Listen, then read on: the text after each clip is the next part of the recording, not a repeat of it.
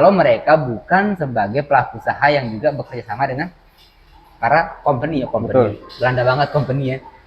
Bekerja sama dengan perusahaan besar ya kayak sistem POC ya, company.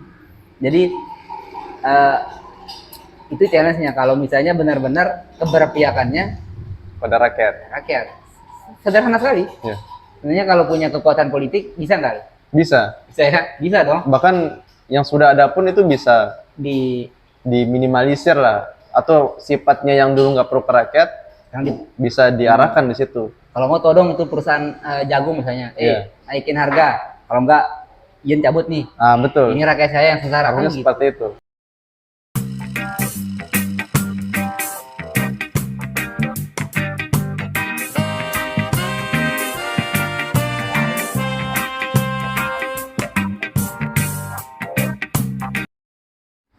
Selamat malam, dimanapun kawan-kawan berada.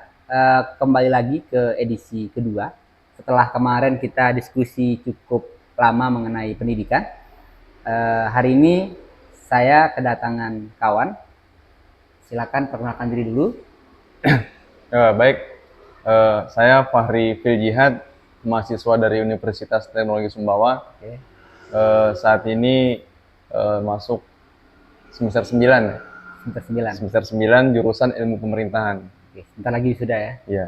Mudahan diusahakan wisuda. Mudahan dilancarkan sampai wisuda. Seperti itu. Jadi pada malam hari ini memang saya sempat komunikasi dengan kawan Fahri, mengadakan diskusi tentang fenomena demokrasi dan pemilu di Indonesia. Tapi kita akan lebih khusus saja kepada daerah gitu ya, di Nusa Tenggara Barat, khususnya di Sumbawa, Kabupaten Sumbawa. Nah, memang diskusi ini memang selalu hadir pada saat momentum pemilu.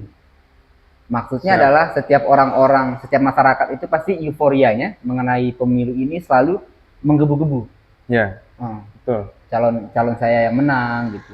Kemudian saling mengusung, bahkan tidak sedikit yang saling menjatuhkan juga gitu di dalam perdebatan pemilu hari ini. Entah itu tim suksesnya, entah itu sukarelawannya dan lain-lainnya. Nah, pandangan kawan Fahri misalnya mengenai fenomena demokrasi dan pemilu hari ini bagaimana saya kira? Ya, baik. Sebelumnya terima kasih atas waktunya.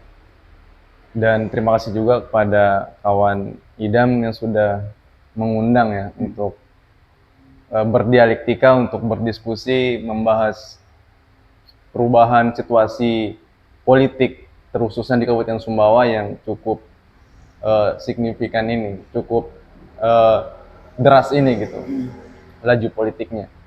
Nah, terkait pemilu ini di pandangan saya maupun masyarakat sendiri adalah mereka menganggap bahwa satu jalan untuk menuju kesejahteraan. Mengubah nasib. Ya, untuk mengubah nasib mereka. Dan dalam masyarakat sendiri pun dari setiap kandidat ataupun orang-orang yang hadir dalam pemilu atau yang akan mendekati pilkada ini menganggap bahwa mereka lah yang berpotensi untuk memimpin mereka. Mereka berpotensi untuk mempunyai kapasitas untuk mengubah nasib mereka, seperti itu. Nah, tetapi perlu digarisbawahi juga bahwa tidak selamanya pemilu itu dapat memberikan solusi bagi masyarakat, seperti yang sudah terjadi sebelumnya. Nah, sama halnya dengan satu proses sosial dalam masyarakat yang terus terjadi berulang-ulang, tetapi tidak ada perubahan atau tidak ada kemajuan di dalamnya gitu. Maksudnya adalah setiap proses pemilu ini dibuka ataupun demokrasi konstelasi politik ini dibuka, tidak ada satu tindakan yang benar-benar mampu menyelesaikan persoalan di masyarakat. Dan bicara pada umumnya persoalan ini cukup banyak ya. Gerakan-gerakan dari masyarakat pun itu masif dilakukan gitu untuk meluruskan Hmm.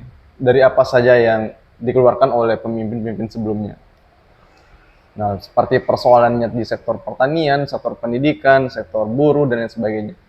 Nah, sementara seharusnya dalam konstelasi politik ini atau pemilu ini, itu mampu memberikan jawaban yang konkret dalam mengubah nasib masyarakat itu sendiri. Mungkin gambaran dasarnya seperti itu dulu dari esensi pemilu ini. Jadi menurut Kawan Idam. menurut Fahri, melihat pemilu ini, jadi harapan masyarakat ini kan besar ya terhadap perubahan nasib lah. Ya, Kita ambil sampel misalnya di petani, petani jagung gitu di tahun ini saja itu harganya sampai turun drastis gitu. Bahkan banyak masyarakat yang tidak mampu kembali modal dan lain-lainnya. betul. Ini kan fenomena ekonomi sosial yang terjadi di masyarakat gitu. Nah, maksud saya tindakan nyata dari yang sebelum-sebelumnya pun itu eh, nyaris tidak ada gitu untuk perbaikan harga lah komoditas pertanian. Tapi bukan dalam arti kita melihat secara khusus, tapi ini kita melihat secara umum bahwa setiap pergantian pemimpin itu tidak ada masalah pokok yang diselesaikan oleh yang naik ini gitu. Betul sekali. Itu ditangkap dari kawan Fahri tadi ya terkait dengan fenomena pemilu. Jadi sebenarnya entahlah ya, apakah masyarakat hari ini memilih pemimpin berdasarkan ikut-ikutan gitu, ataukah dari hati nurani mungkin bahasanya, kemudian melihat dari track record Rekam jejaknya lah. ya calon-calonnya. Cuman hari ini yang kulihat, kalau kita lihat spanduk-spanduk para kandidat itu hampir tidak ada programnya. Jadi cuma ada foto, nama, cuma itu. Jadi apa yang mau kita pertanggungjawabkan? Jadi kita milih dia misalnya karena apa gitu? Karena fotonya. Nah, enggak, maksudnya ditampilkan program-programnya misalnya kesejahteraan petani, menaikkan harga jagung, itu kan konkret sekali. Ya. Misalnya pendidikan di tingkatan SMA gratis, itu kan konkret gitu. Jadi kita benar-benar melihat ada yang disampaikan gitu dalam spanduk-spanduknya ataupun ya mungkin kampanye. Kalau bahasanya visi misi ya, untuk mempropagandakan atau mengkampanyekan program mereka kepada masyarakat. Nah itu dia realita hari ini ataupun yang terjadi sekarang ini dalam pencalonan atau orang-orang yang akan terlibat dalam konstelasi pemilu ini atau kontestasi politik lah. Memang untuk mengkampanyekan program dalam masyarakat, saya rasa itu untuk membawa gagasan besar ke dalam masyarakat ini itu bukanlah satu hal yang pokok. Yang paling penting apa? Karena yang pertama harus disediakan itu adalah modal dulu. Jadi masyarakat ini menganggap yang berpotensi untuk memimpin itu tentu yang memiliki modal dulu. Ada uang saya pilih. Ya, itu seperti itu. Itu tolak ukurnya. Oh, saya ingin maju, kalau nggak ada modal ya nggak bisa juga. Maka nggak ada petani yang nyalon jadi. Iya, nggak ada. Karena mereka nggak ada modal semua. Tentu yang mempunyai modal ini akan maju ke dalam pemilu ini gitu. Begini, saya potong dikit nih. Saya dengar salah satu, mungkin hampir semua ya calon itu tim suksesnya nih. Oh, si A ini, si B ini sudah kaya ini. Sudah kaya, nggak mungkin dia tidak mensejahterakan kita, tidak membagikan program-program kepada kita. Jadi buat apa mereka ibaratnya makan lagi? Mereka sudah punya banyak uang. Ini kan pandangan masyarakat ya. Ini secara pure saya dengar gitu. Gimana tanggapannya? Nah, jadi memang ketika orang itu sudah memiliki kekuasaannya atau sudah mendominasi secara ekonominya, dan untuk mempertahankan dominasi ekonomi itu atau kekayaannya itu harus masuk dalam jalur politik ini atau harus dapat memegang kekuasaan dulu. Seperti halnya dengan menerbitkan undang-undang yang tetap akan mengamankan kapital dia itu, tetap bahkan memperkaya dia itu, maka tentu sekali lagi ketika dia sudah memiliki kekuasaan atas ekonomi, maka untuk melanggengkan kekuasaan ini, dia harus menempuh jalur politik ini, yaitu bertarung dengan, ya untuk bertarung lah di situ. Nah, adapun juga yang terjadi di sekarang ini ya, misalnya aktivitas masyarakat di media sosial, perdebatan masyarakat tentang bagusnya calon A, B, C, D. Nah, ini kan semacam permainan yang tetap akan terjadi di masyarakat setiap momentum pemilu. Karena pada dasarnya, pertama tadi sudah saya paparkan bahwa setiap yang ingin bertarung harus mempunyai modal yang besar. Dengan modal yang besar ini, banyak hal yang bisa digunakan. Kita bisa menyewa lembaga survei, kita bisa meningkatkan popularitas, kita bisa melakukan pencitraan gitu. Bisa kampanye. Ya, bedanya dulu pada saat zaman kemerdekaan misalnya, pasti tokoh-tokoh yang terlibat dalam proses perjuangan kemerdekaan ini akan dikagumi ataupun akan dihormati oleh masyarakat. Tapi pada saat ini mungkin ada beberapa masyarakat yang sadar akan hal itu, bahwa itu praktek yang itu sudah pernah dilakukan. Tapi ada juga yang tetap mengikuti hal itu. Misalnya gini, melakukan aksi besar-besaran pada saat ada kebijakan yang tidak pro kepada rakyat, tapi ketika pemilihan pemimpin baik itu pemilu ataupun pilkada, semuanya berbondong-bondong untuk mencari kandidatnya atau siapa yang akan dia untuk bisa mewakilkan atau mengubah nasib mereka gitu. Jadi prosesnya seperti itu saja gitu. Mengulang-mengulang. Ya, seperti itu. Jadi kalau bahasa semuanya kita merentek. Ya, betul. Seperti itu. Bahasa Indonesianya masuk biawak, keluar biawak, masuk biawak lagi, cuma lebih kecil biawaknya gitu. Oke. Memang agak cukup aneh ya kalau melihat.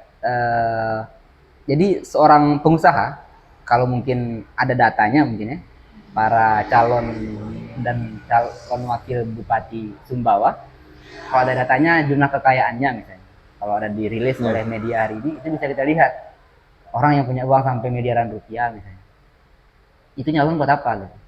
Dan saya perhatikan memang ada fenomena nih, jadi tidak ada orang yang sudah pernah naik jadi bupati ataupun anggota DPR, wakil DPR, itu tidak nyalon lagi. Itu hampir tidak ada, ataupun bahkan yang tidak pernah naik 1 kali 2 kali bahkan terus mencoba. Jadi seperti ikut serta dalam politik itu, bagi politikus itu ketika dia tidak ikut di situ, maka itu disebut mati sebenarnya. Ya, betul. Jadi kalau mereka nggak ikut tuh kayak, aduh udah mati saya ini gitu. Jadi harus ikut menang dan kalah. Jadi banyak hal yang dipertaruhkan. Nah, tentu dengan mengeluarkan uang banyak, kalau kita hitung-hitungan, katakanlah misalnya ya, habis uang sekian miliar untuk kampanye dan lain-lainnya, itu pikiran saya balik modal nggak sih gitu. Kalau naik akan selalu berorientasi apa yang bisa didapatkan setelah naik menjadi pemimpin begitu. Kayak gitu nggak kira-kira? Pandangan kawan Fahri gimana? Memang begini. Ini kan sama halnya dengan menginvestasikan ya. Jadi kita berinvestasi dulu, mengeluarkan modal yang begitu besar, ya harapannya ketika naik itu semua akan dikembalikan. Ya. Makanya tidak jarang dari beberapa kandidat yang bertarung dalam pemilu itu ketika kalah ya, kadang ada yang stres juga dia. Ada yang stres karena usaha ini sudah dilakukan, semua hal sudah dikorbankan gitu. Tapi yang harus menjadi evaluasi bahwa pertarungan program perjuangannya itu, pertarungan atau visi misi kampanyenya itu tuh tidak pernah dipertarungkan di masyarakat. Misalnya dari semua kandidat ini ingin mengusulkan atau ingin membawa satu jawaban yang konkret dalam menyelesaikan persoalan masyarakat, cukup satu sektor saja dulu. Fokuskan di situ, misalnya di sektor pertanian yang saat ini tetap terjadi di masyarakat kita, misalnya pada saat musim tanam itu harga pupuk, bibit, pestisida yang mahal, dan pada saat musim panen itu harganya anjlok. Nah, dan dikembalikan pada hukum pasar katanya, hukum ekonomi seperti itu. Semakin banyak hasil produksi maka harganya semakin murah. Nah, itu kan bukan satu jawaban yang revolusioner untuk mengubah situasi ini. Seharusnya jika memang sudah masuk dalam sistem pemerintahan ini, sudah menjadi apa ya, tempat masyarakat menaruh nasibnya, maka hal-hal seperti itu harus mampu diselesaikan. Tapi kembali pada proses pencalonan tadi itu, pemilihan tadi itu, ada upaya besar yang dilakukan. Salah satunya tadi yang paling penting itu adalah modal. Modal untuk kecerdasan ataupun ilmu pengetahuan itu di belakang dia. Karena modal ini lebih dulu. Nah, maka dengan adanya modal ini semuanya bisa dikait gitu, semuanya bisa dilakukan. Kurang lebih seperti itu. Jadi yang kita garis bawahin ada modal yang ini bukan rahasia umum lagi ya. Kalau pemilihan itu nggak pakai uang, Iya, bukan rahasia umum lagi. Jadi kalau ada yang bilang, oh mana buktinya, ya tunggu aja pemilu nanti, biar kita foto transaksinya segala macam, pasti ada. Gitu. Betul. Dan maksudnya kita tidak boleh munafik bahwa bukan tidak butuh uang. Artinya kita melihat bahwa dalam konteks ini calon-calon yang ada hari ini kan, kalau kita lihat nih ada ya 1, 2, 3, ada 4 orang lah di bawah ini, 4 orang. Yang hari ini secara track recordnya memang kelihatan gitu. Track recordnya ya bisa dicari sendiri bagaimana sepak terjangnya gitu. Dan masalah yang tidak pernah diselesaikan oleh mereka hari ini adalah persoalan kesejahteraan, kesejahteraan petani. Misalnya tadi kembali ke harga jagung lagi. Harga jagung itu memang kalau dari hasil survei memang semua orang rata-rata tidak mendapatkan hasil yang optimal. Nah, kalau kita kaitkan yang punya program jagung ini siapa gitu? Program pijar ini, program padi jagung rumput laut di NTB. Ya, ini bisa dipastikan bahwa di dalam pemilu ini ada memang bisnis besar yang bermain gitu. Jadi kalau Anda menang nanti bisa nggak ya ini kita diginikan gitu. Bisa nggak ya masyarakat nanti tanam jagung semuanya yang dijual di saya gitu, di orang ini. Nah, ini kan ya pemerintah hanya tidak menjadi wasit yang adil.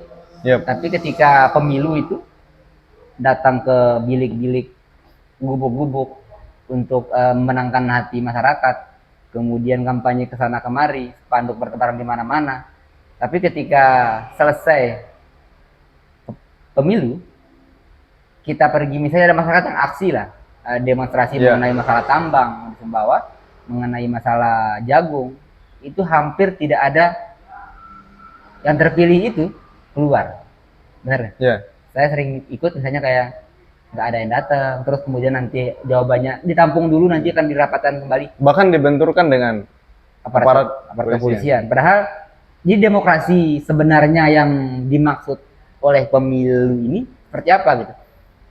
Gimana?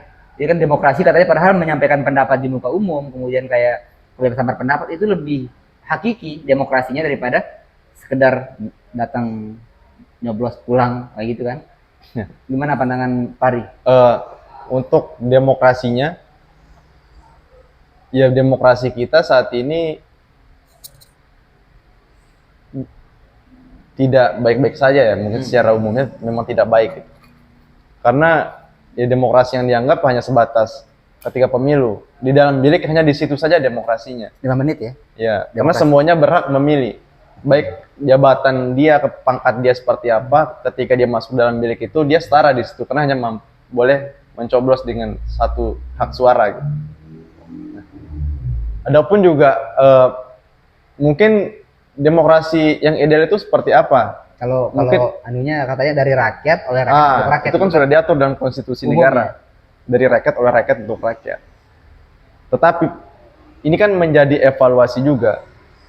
Jadi hanya ada semacam hal yang dibudayakan oleh orang-orang sebelumnya yang masuk dalam sistem pemerintahan ini, mereka mencerminkan hal yang tidak bagus dalam demokrasi kita. Itu menciderai wajah demokrasi di Indonesia ini. Salah satunya tadi disampaikan oleh kawan Ali bahwa ketika rakyat datang membawa persoalannya, mereka nggak ada, mereka nggak mau menemui. Bahkan ketika persoalan ini hadir di tengah-tengah masyarakat, mereka tidak pernah ada untuk membicarakan persoalan mereka. Ya. Tapi ketika pada saat momentum, mereka seolah menjadi superhero di situ. Wah, ini saya bisa menyelesaikan persoalan kamu gitu.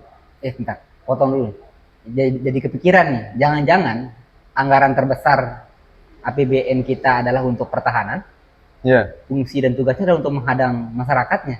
Kemarin di RUU Pilkada Aksi Nasional itu, wih, armadanya bukan buat perang lawan negara lain, armadanya buat perang lawan masyarakat yang melakukan penolakan. Jadi, waduh, kacau nggak sih? Maksudnya kalau APBN kita gitu, kan benar kan yang memakan banyak anggaran itu adalah pertahanan. Iya, betul. Nah, jadi pertanyaannya kita, demokrasi macam apa yang dipertontonkan kalau seperti itu? Ini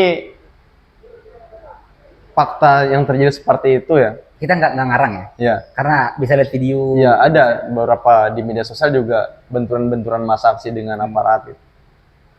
Tapi karena memang untuk melanggengkan kekuasaan itu, semua instrumen di negara ini harus dapat dikumpulkan semua.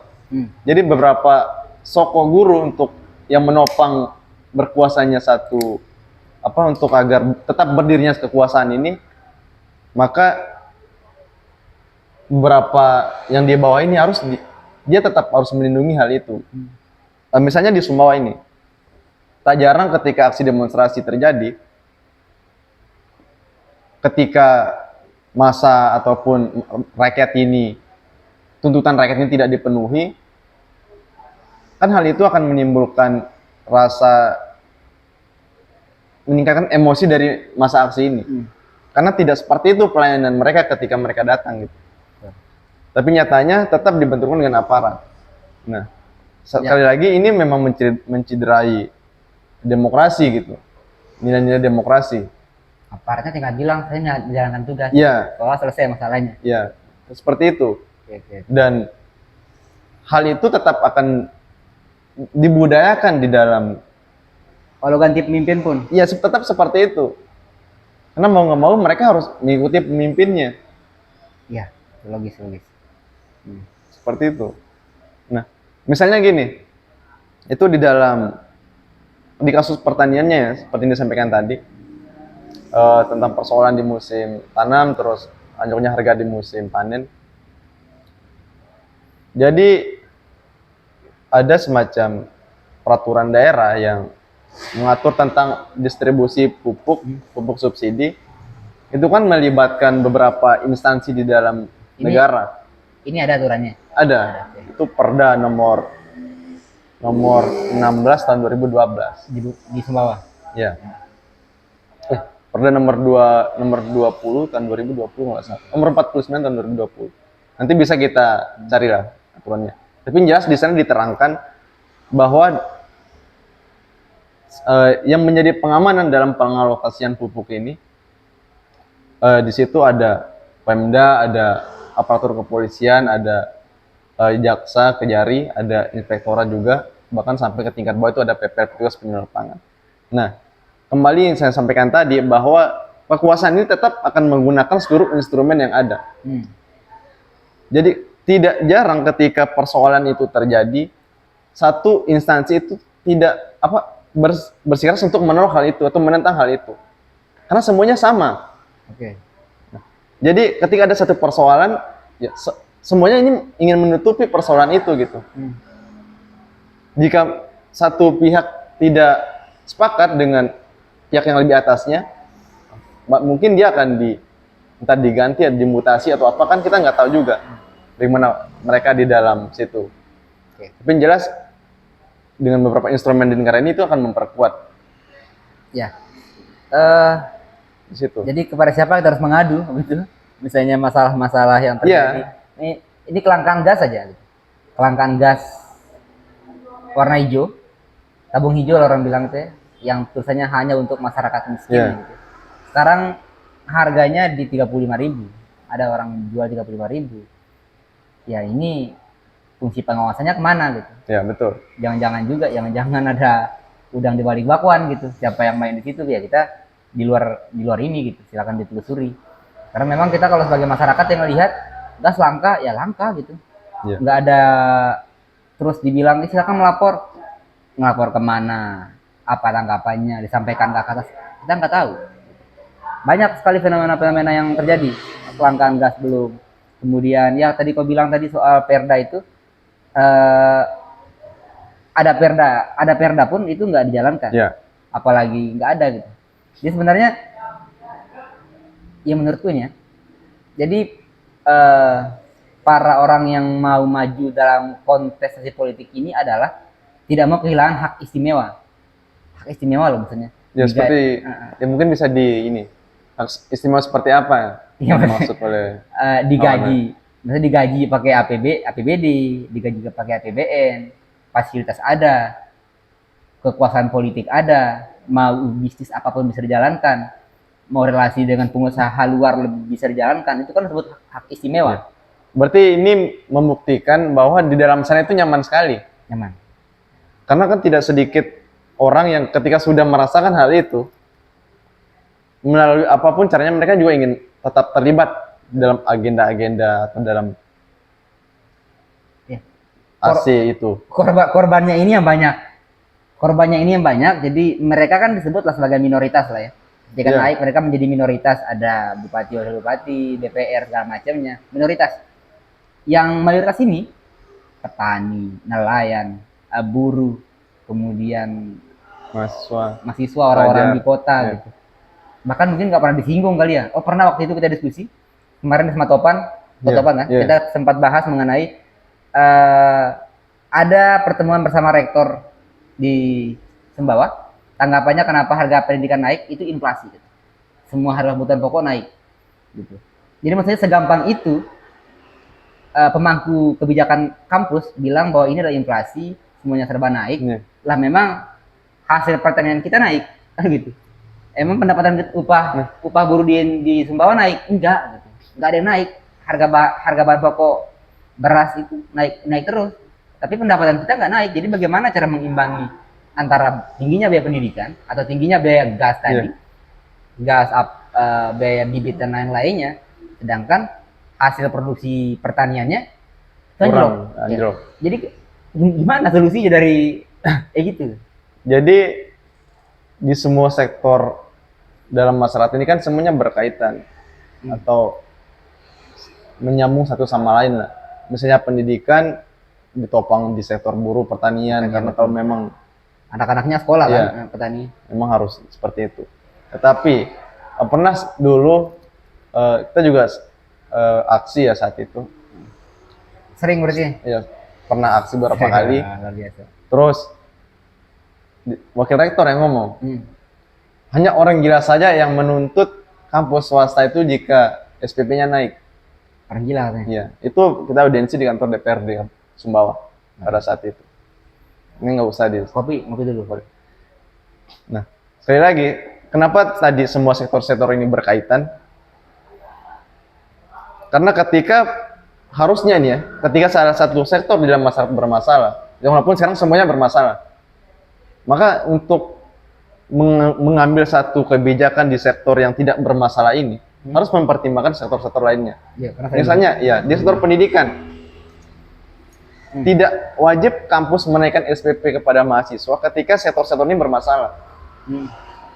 Apakah tidak ada analisis atau lembaga survei kita hanya pada BPS gitu yang tidak berubah-berubah, bahkan kriteria orang miskin pun sampai sekarang lucu-lucu kan. Tapi ada yang dirubah. Jadi orang miskin sekarang sudah berkurang, bukan karena pendapatannya naik, tapi karena standarnya diturunin. Jadi standarnya kalau disebut miskin itu sehari itu 8.000 rupiah itu udah disebut nggak miskin katanya. Nasi 10.000 bungkus. Lanjut. Ya. Memang ini kalau dipandang juga lucu juga kalau dipandang secara keseluruhan penuh ya hal seperti ini. Nah, kembali tadi pada persoalan sektor-sektor dalam masyarakat, ini seharusnya harus ada kajian untuk menarik kesimpulan. Katakan saja, oh di sektor pertanian ini sedang masalah. Di sektor buruh itu tidak pernah naik gajinya. Naiknya 10. Ya. Jadi manusia diarahkan untuk hidup untuk bekerja, bukan bekerja untuk hidup. Jadi seperti itu dia diatur. Bahkan sampai mati pun harus bekerja kan? Ya. Nah kita ini kayak konsumen aja ya. Ya. Kita konsumen, kita membeli produk, membeli pertanian, beli baju. Mereka lupa kali ada pajaknya di situ ya. Jadi setiap yang kita lagi lihat pajaknya gitu. Semua yang kita makan, kopi ini semua itu ada pajaknya. Ya. Mungkin sampai celana dalam diatur. Pajak ya jelas. Kan ada pajak. Pajak itu ada tax amnesty, itu kalau yang saya tahu dia pengampunan pajak bagi pengusaha. Jadi pajak-pajak yang jumlahnya besar itu akan dipotong pajaknya. Kemudian pajak itu akan dibebankan kepada konsumen. Kalau makan-makan di warung makan besar, pajak 10% ditanggung oleh konsumen. Jadi sebenarnya udah nggak ada tanggungan si pengusaha ini gitu. Jadi sungguh nikmat sekali menjadi pengusaha, apalagi sekaligus menjadi pemain di situ. Pemain gitu. Yeah. Jadi usahanya jalan, pajaknya kurang, segala macamnya bisa diatur lah. Nah, mungkin berdasarkan realitas yang terjadi hari ini, kira-kira pandangan Bung Idam ini hal yang berupa kemajuan lah, atau hal apa yang harus kita perbaiki di situ. Misalnya kita fokuskan pada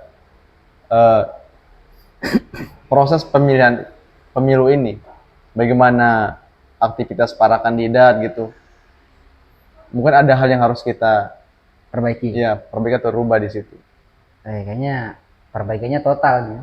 Karena kalau menurutku, jadi dari sistem awalnya saja ini sudah ya, salah. Benar. Jadi dalam proses pencalonan, kemudian segala macam masih ada orang yang bermasalah, itu tiba-tiba nyalon lagi, itu kan juga menjadi problem gitu. Terlepas dari situ, jadi sebenarnya pemilu ini menurut pandangan pribadi, pemilu ini menurutku antara penting dan tidak penting. Tidak pentingnya itu adalah setelah selesai pemilu, kita kembali ke pengaturan pabrik. Ya, betul. Pengaturan awal, maksudnya ya udah bertani, harga anjlok, bibit mahal itu urusan kalian deh. Kemudian biaya pendidikan mahal, jadi sudah nggak ada proteksi. Betul. Proteksi pemerintah ini harus kita akui dengan jujur bahwa nggak ada yang memproteksi harga itu naik, harga itu pas panen itu anjlok, nggak ada yang memproteksi. Bahkan upah-upah buruh yang di bawah standar UMR saja, kalau mau didata silakan. Banyak sekali perusahaan-perusahaan yang melanggar ketentuan undang-undang. Jadi saya bilang dari tadi, saya sendiri mungkin di tahun ini 2024 ini tidak menggunakan hak pilih. Kalau orang bilang, oh ini golput nih, ya terserah mau ngomong apa gitu. Cuma dalam sudah begitu situasinya gitu. Iya, siapa lagi mau dipercaya begitu. Yang ini sama, ya saya punya pandangan yang beda dengan orang-orang. Jadi, maaf saya potong ini, kawan Idam. Nggak perlu kita rubah di dalam situ. Karena kita kan tetap akan kembali pada rakyat ini. Mungkin untuk satu stimulus yang kita berikan kepada rakyat ini agar tidak berputar seperti itu saja gitu. Karena orang-orang di dalam sana kan nggak bisa dirubah lagi karena sudah berubah. Bahkan mereka ingin makin kuat. Gitu. Kalau secara regulasi memang yang harus dirubah adalah undang-undang pemilu dan undang-undang partai politik. Presiden threshold itu memang harus dirubah. Karena itu kayak menjauhkan kekuasaan itu dari rakyat. Ya, jadi sebenarnya ya siapa sih yang bisa hari ini ngakses bangun partai tiba-tiba jadi di dua gitu partainya. Jadi kan cuma orang-orang yang punya duit aja gitu. Jadi kalau nggak punya uang, saya yakin sekretariat partai-partai politik hari ini itu hanya rame pada saat musim pemilu saja. Kalau selesai musim pemilu itu rumputnya setinggi bangunannya. Maksudnya tidak ada aktivitas diskusi masyarakat, tidak ada proses penyerapan aspirasi, tidak ada proses pertanggungjawaban kepada publik tentang apa yang dikerjakan. Itu kan bukan rahasia umum lagi. Kita melihat sekretariat partai hari ini. Dan maksud saya adalah prosesnya memang harus dari bawah dulu gitu. Jadi masyarakat ini harus dengan sadar melihat kenapa sih saya harus mendukung ini. Gitu. Ya, betul. Jadi sesuaikan dulu ini kondisi perutnya bagaimana gitu. Ya bukan dalam arti karena ada uang mereka pilih, tapi cuma 200-300 ribu habis dalam waktu sehari 2 hari mungkin, tapi nasibnya 5 tahun digantung. Gitu. Maksudnya ya tidak rugi juga ketika masyarakat memikirkan apakah saya harus memilih atau enggak. Ya, tapi ini bukan ajakan untuk golput jamaah enggak, bukan itu. Itu kan pilihan masing-masing. Karena bagi saya ini bahwa memilih dan tidak memilih itu adalah hak, itu adalah haknya. Itu yang paling dasar, bukan memilih 1, 2, 3, 4, 5 itu haknya di masing-masing itu, bukan. Tapi memilih mereka dan tidak memilih mereka adalah haknya. Nah, itu dasar konstitusinya. Ya walaupun Majelis Ulama Indonesia MUI sudah mengeluarkan fatwa golput itu haram, bagi saya juga nggak logis juga gitu. Misalnya begini aja gitu. Kita ada minuman haram lah ini, ada A, B, C, D. Itu disuruh pilih salah satu, tetap haram kan? Iya, betul. Kalau nggak milih, kalau nggak diminum itu, ya bisa jadi. Masa dicap haram memang kita minum? Nah, karena nggak. Yang minumnya itu. Nah, jadi kita menuangkan analisis kita kepada setiap kandidat, gitu. Setiap kandidat nggak ada yang cocok, ya sudah tinggalkan. Nah, saya begitu. Jadi bukan dalam arti anti pemilu enggak, atau tidak suka partai politik enggak, tapi memang analisis ini juga bersumber dari pengalaman pribadi. Setiap tahun saya dulu juga pemilih aku. Cuma melihat situasinya, aduh, itu sempat tertipu. Iya, sempat tertipu sekali. Kemudian kalau kita lihat dari secara nasional gitu kan, kalau pernah nonton film Six Killer, bisa diakses di YouTube, Six Killer, bahwa pertarungan 2019 antara Prabowo dan Jokowi, sudahlah, mereka sama-sama punya saham di Sambang Batubara gitu. Di depan kita mereka saling adu jotos, saling cebong kampret, pada akhirnya jadi Menteri Pertahanan juga. Gitu. Ya maksud saya tidak ada yang abadi gitu dalam politik. Kemudian hari ini mengusung Prabowo sebagai presiden, kemudian Gibran sebagai wakil presiden. Saya pikir apa bedanya kalau Prabowo dan Jokowi jadi presiden, wakil dan ini gitu. Karena kan ya berarti ada sesuatu nih gitu. Kenapa mereka harus terus mempertahankan kekuasaan? Ada bisnis yang harus tetap dijalankan. Ada paket-paket kebijakan yang harus dijual. Misalnya ada undang-undang Omnibus Law yang mengesahkan upah buruh sekian, kemudian hak cuti dan lain-lainnya diatur di situ, jam kerja. Kemudian ada juga undang-undang minerba yang mengatur hak guna tanah HGU dari kalau nggak salah dari 30 tahun menuju 90 tahun. 90 tahun batas penggunaan tanah puas banget deh. Sampai 7 keturunan mas saya. Jadi memang ada hak istimewa gitu, hak istimewa para elit politik lah kita sebut nih.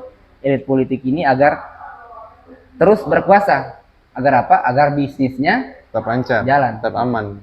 Ya, jadi dua gajah yang bertarung, rumput jadi korban. Nah, kita ini rumput lah gitu. Rakyat ini rumput hari ini. Sudah jangan belagak ngedukung A, B, C, D tapi pada dasarnya tidak mendapatkan apa-apa begitu. Ya, saya sih sebegitu gitu. Jadi kalau dibilang orang, oh ini pandangannya radikal, enggak, ini bukan radikal. Ini soal prinsip. Ini soal pemahaman saya. Ini juga analisisnya kan enggak serta-merta atau enggak spontan terjadi pada hari ini. Ada proses ataupun ada fakta sejarah yang dari disitunya sudah salah. Ya kalau dibilang saya pasif, enggak. Saya juga aktif gitu. Dalam arti politik yang sebenarnya adalah bagaimana politik masyarakat ini bisa terus berjalan begitu. Bahwa selama tidak ada calon yang mewakili kepentingan kaum gitu ya. Kepentingan kaumnya gitu. Jadi janganlah memilih pemimpin yang bukan dari kaummu. Ini tanda kutip nih. Kalau kita terjemahkan dia secara parsial, maka kita akan ketemu bahwa Islam, Kristen. Tapi bagi saya, kalau kita melihat secara universal bahwa janganlah memilih pemimpin yang bukan dari kaummu. Kaum ini adalah kaum yang senasib sepenanggungan sebenarnya. Betul. Kaum yang misalnya serasa senasib bagaimana dia merasakan penderitaan masyarakat, lahannya digusur, kemudian di Kulon Progo masih konflik sampai hari ini, di Kalimantan masih konflik sampai hari ini, masyarakat di Maluku Utara juga masih konflik gitu.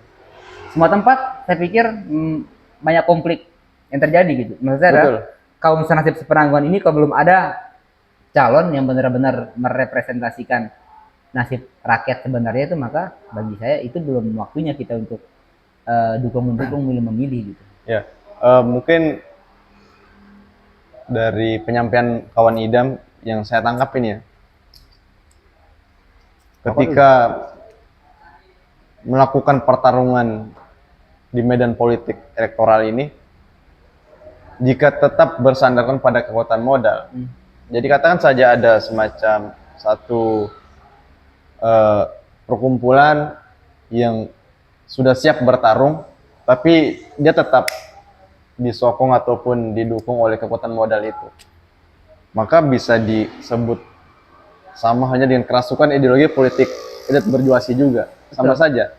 Karena tidak ada yang murni yang disampaikan oleh kawan Idam tadi yang pernah merasakan apa yang pernah senasib sepenanggungan itu.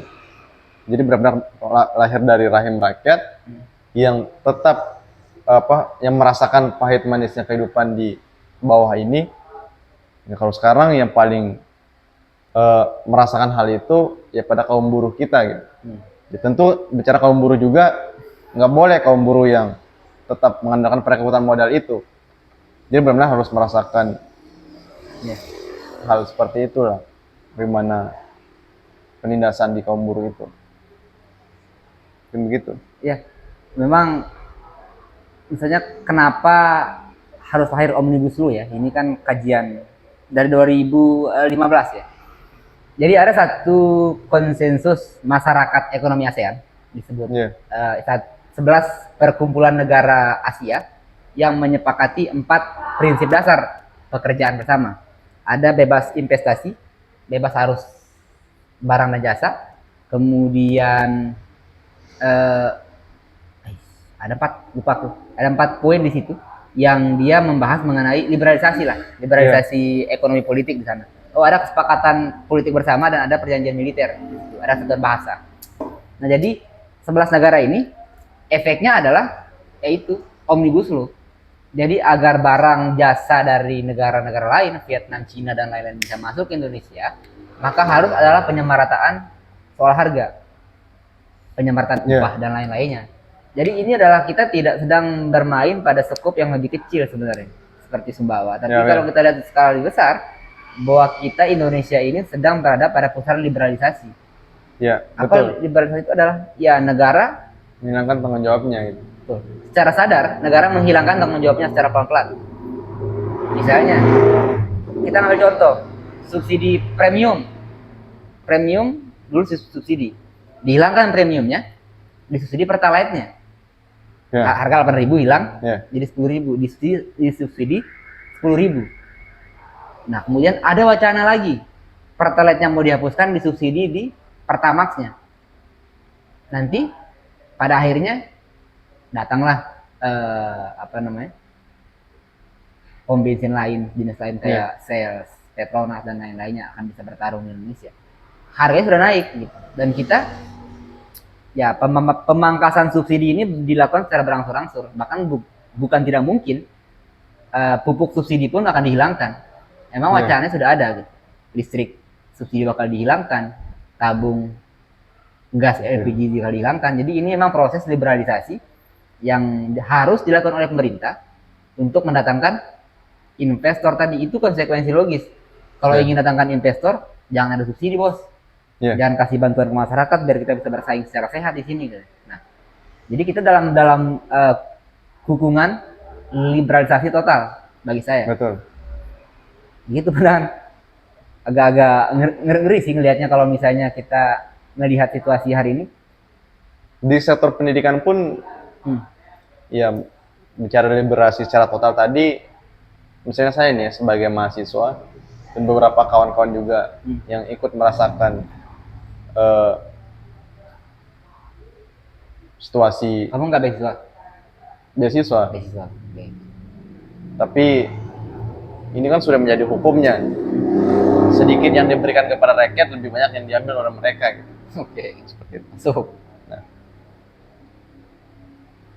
salah satunya kenapa dikatakan liberalisasi ya di sektor pendidikannya.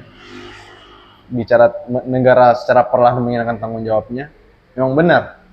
Di sistem pendidikan pun ini kan seolah-olah pendidikan dijadikan sebagai badan hukum, lembaga badan hukum yang memberikan kewenangan otonomi khusus kepada setiap kampus-kampus yang bisa mengeluarkan peraturannya sendiri. Dan tentu itu akan merugikan mahasiswa gitu atau para pelajar di situ.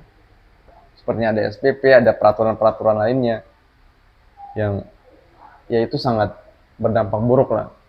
Tapi secara umumnya ataupun memang kita sedang dalam fase liberalisasi itu di semua sektor. Ini harus ditakui dengan lapang dada bahwa memang situasi di Indonesia khususnya di Sumbawa memang tidak baik-baik gitu, dalam arti pemilu hari ini sebatas stimulus. Jadi kita hanya pergantian pemimpin saja, tapi pergantian nasib itu belum pasti. Karena kalau kita lihat track recordnya ganti pemimpin segala macam itu tidak akan berdampak banyak bagi kita. Nah, tapi yang harus dilihat lagi oleh kita hari ini soal pemilu hari ini, memang ada ini ya, ada apa namanya, situasi yang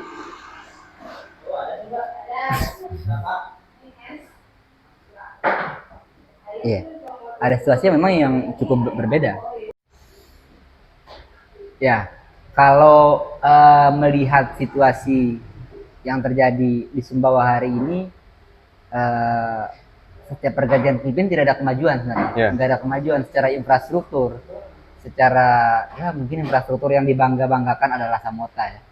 Cuma kan kemarin sepi pengunjung, gagal diselenggarakan. Gitu. Jadi ya kayaknya tendernya kalah lah gitu, proyeknya kalah. Jadi sebenarnya apa yang mau kita harapkan? Kalau menurut Pak Fahri nih misalnya, Fahri melihat fenomena pemilu hari ini di Sumbawa sebagai masyarakat mahasiswa, apa yang mau disampaikan? Jangan ajak orang nggak milih, bahaya. Nah. Jadi sebelum kepandangan saya, jadi masyarakat juga kadang berasumsi begini, siapapun pemimpinnya kita tetap akan bekerja. Mungkin itu sikap sikap bukan kita katakan masyarakatnya malas, tapi itu sikap yang benar-benar sangat kecewa lah dengan hal itu. Siapapun pemimpinnya, nasib mereka tetap akan seperti itu. Persoalan-persoalan tetap akan terjadi gitu. Nah, maka kalau pandangan saya terkait pemilihan atau pemilu ini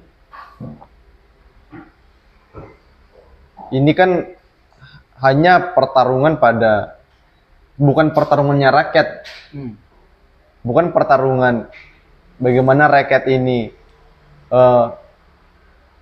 mengusulkan ataupun menyampaikan bahwa kebutuhan rakyat ini begini. Jadi konsep dalam pemilu benar-benar lahir pada orang-orang yang akan bertarung ini, tidak dari rakyat gitu. Yang walaupun rakyat hanya tetap jadikan korban. Pasif berarti ya? Iya. Kita pemilih pasif berarti? Iya, seperti itu. Karena nggak dilibatkan dalam skop kebijakan. Betul. Misalnya kayak ada, ya palingan kalau kita ngulik prosedur formal misalnya, kalau dalam administrasi pabrik, setiap kebijakan itu yang dilahirkan oleh pemimpin itu memang harus ada review dari masyarakat dulu, respon dan lain-lainnya. Ketika dia layak untuk naik, maka dia akan disahkan. Tapi ini prosesnya kan seolah-olah, ya kalau kita lihat di Sumbawa ya, jadi produk hukumnya pun apa sih produk hukum yang dikeluarkan selama ini gitu, entah dari DPR, bupati gitu. Produk hukum yang tidak menyangkut hajat hidup orang banyak.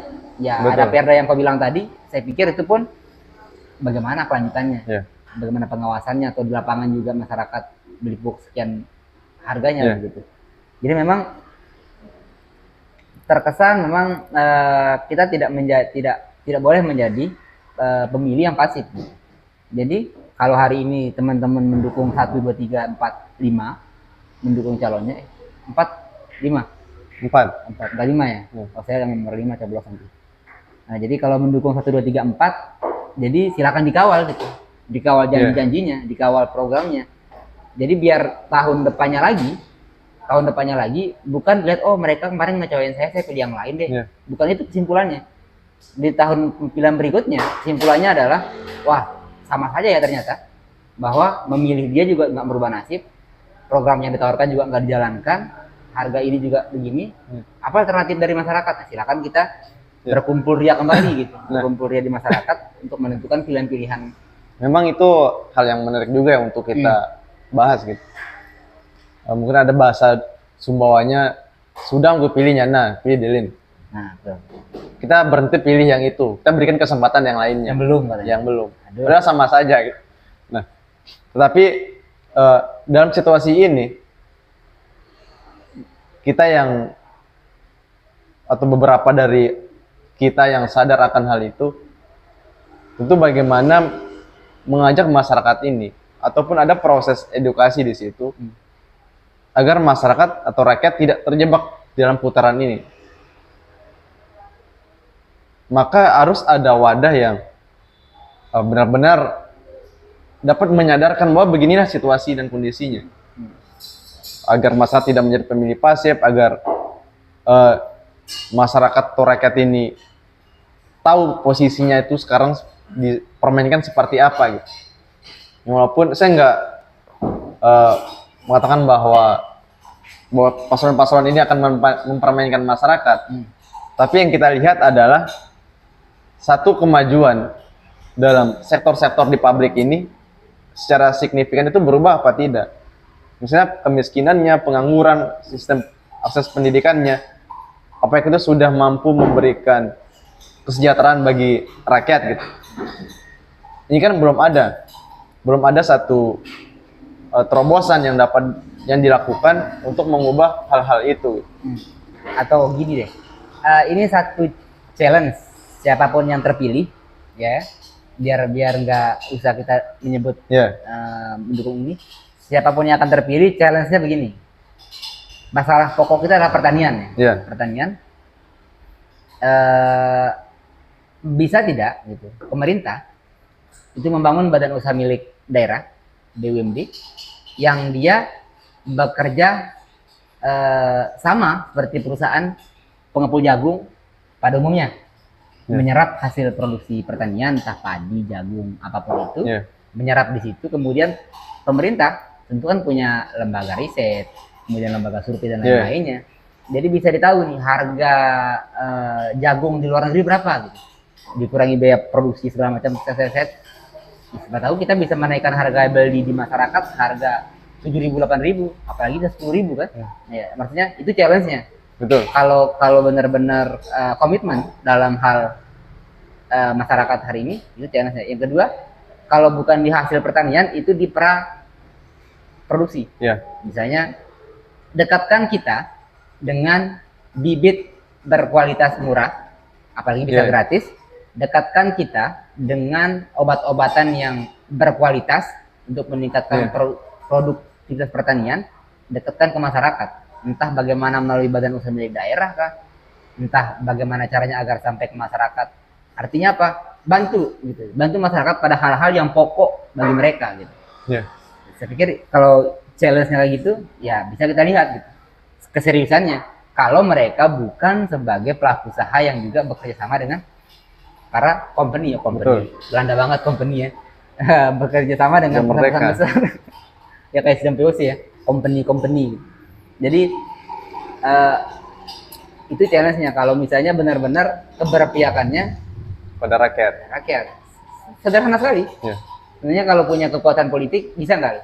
Bisa Ya, bisa dong. Bahkan yang sudah ada pun itu bisa di diminimalisir lah, atau sifatnya yang dulu nggak pro ke rakyat yang di, bisa diarahkan di situ. kalau mau todong itu perusahaan jagung misalnya, Iya. naikin harga, kalau enggak izin cabut nih, Ah betul. ini rakyat saya yang sengsara, Harusnya kan gitu. seperti itu. Kan ada otonomi daerah bisa lah, Tapi kalau sebelum bertarung sudah manut. ya sudah masuk duluan kan, ya nggak bisa. Berarti mereka sudah diamankan duluan gitu. Waduh, saya takut Bahaya. backingannya malah si ono Iya. gitu, si orang perusahaan besar gitu ya. Jangan sampai lah Pak, Bapak, Ibu-ibu yang akan maju dalam Pilkada Sumbawa hari ini, jangan sampai mengkhianati kembali keputusan, bukan keputusan, mengkhianati komitmen. Dia datang hari ini dengan superhero akan mensejahterakan rakyat, bla bla bla bla bla. Aduh. Jadi kalau benar-benar komitmen, udah nanti yang naik silakan buktikan programnya yang tadi soal pertanian, kemudian bisa juga bangun, kayaknya asik juga kalau pemerintah Sumbawa kedepannya punya market sendiri. Betul. Supermarket swalayan sendiri. Untuk bersaing dengan market-market yang orientasinya hanya profit, hanya keuntungan gitu. Kayak ada Indomie Mart gitu kan, kayak ada Alfa Court gitu kan. Jadi bisa lah Sumbawa itu Sumbawa Mart gitu ya misalnya ya. Itu pemerintah bekerja secara profesional untuk mengembangkan swalayan sendiri. Itu BUMD. Ya. Kalau misalnya itu yang dua tadi itu gajinya 2.500.000 menggunakan UMR, ya pemerintah bisa naikin 3 juta. Karena apa? Ya bisa diatur karena kan pegang kebijakan. Ini kalau mau ya. Tapi jangan sampai ini sih memperbanyak atau memperlebar kaki tangannya di situ. Misalnya dibangunnya satu perusahaan, ya itu juga lembaga yang akan menguntungkan masuknya ke dia gitu. Jangan nambah birokrasi, jangan hanya habisin anggaran, kemudian nggak jalan.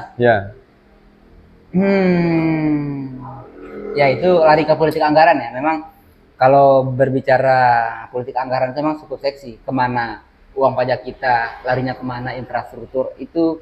Karena sampai skup terkecilnya kontraktor banyak yang ada di bawahnya, ya itu sudah menjadi rahasia umum tender-tenderan. Tapi maksudnya adalah kalau kita yang terpilih nanti serius gitu, membangun masyarakat Sumbawa yang lebih maju, asik. Ini bukan kampanye ya, nggak ada kan? Nggak ada. Membangun masyarakat ya sejahtera, seperti visi misinya, seperti keinginannya gitu, maka harus ada bukti nyata. Kayak tadi challenge tadi memang harus dilaksanakan biar tidak hanya dikawal dengan mobil plat merah. Betul. Menggunakan pajak-pajak, kemudian punya hak istimewa kemana-mana, ditemuin sama orang demonstrasi nggak pernah keluar, pas keluar pun nggak ada jawaban diberikan. Pas keluar pernah ada statement tuh begini, kamu beasiswa, kamu nggak bisa demo kalau kena beasiswa kan? Ada nggak? Ada, pernah. Ada. Mau ditanya asal usul kampusnya, ya seperti itulah. Jadi standar EQ, kalau bilang Rocky Bro, standarnya ya sebegitu gitu. Jadi persoalan kena beasiswa, persoalan saya milih ini, hak bersuara itu adalah sudah wajib diatur dalam konstitusi. Itu adalah hak mendasarnya. Kalau hak mendasarnya tidak dipenuhi, ya bagaimana hak lainnya? Gitu. Hak ekonomi dan politiknya. Saya pikir seperti itu. Ada closing statement nggak di ujung diskusi kita? Closing statementnya, apakah cukup makan satu bungkus nasi dalam waktu 5 tahun? Waduh, ngeri. Mungkin itu saja. Tapi kita coba membaca lah bagaimana situasi misalnya pada masyarakat ini ya, pada kaum muda yang jangan sampai berseteru karena salah pilihan.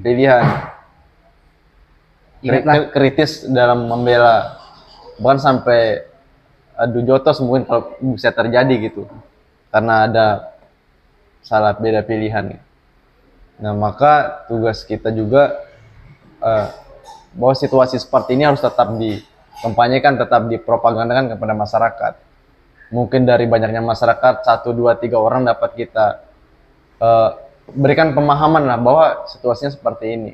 Walaupun ada juga beberapa masyarakat yang sudah sadar akan hal itu, tapi memang harus diperbesar lagi, diperluas lagi proses edukasinya, entah itu melalui diskusi-diskusi di tataran masyarakat ataupun melalui sekolah-sekolah pendidik di perguruan tinggi. Itu juga salah satu bentuk kemajuan lah dalam hal membawa atau merubah pola pikir masyarakat gitu, agar tidak terbelenggu di dalam situasi seperti ini. Oke. Mungkin itu saja kawan. Ya, jadi satu bungkus nasi tidak bisa buat kenyang selama 5 tahun. Ya. Jadi kalau dikasih nasi, dikasih uang sebaiknya jangan deh. Ya. Itu sudah pasti kalau orang yang menyuap dan yang disuap itu sama-sama haram hukumnya. Sama-sama haram. Haram ya, jadi lebih baik jauhi dulu lah gitu. Hal-hal begitu. Bukan bermaksud ingin bilang bahwa enggak, tapi silakan menggunakan daya pikir yang baik dan benar soal siapa yang ingin didukung, kenapa mendukung, apa yang bisa dipertanggungjawabkan ke depannya, karena nasib kita ditentukan dalam 5 tahun ke depan. Jangan sampai kita jadi penonton saja dari setiap kebijakan, kemudian kita setiap selesai pemilu kembali ke pengaturan pabrik lagi, kita bertarung dengan padi, dengan jagung, dengan hasil pertanian yang tidak jelas, usaha-usaha yang gulung tikar dan lain-lainnya. Itu kita harus berpikir lebih baik gitu. Kira seperti itu ya. Oke, terima kasih kawan-kawan. Juga terima kasih buat ini Bali Kawa, tempat kita podcast hari ini, tepatnya di samping kantor Bupati Sumbawa. Jadi kedengaran aroma-aroma kemunafikan itu masuk sampai sini.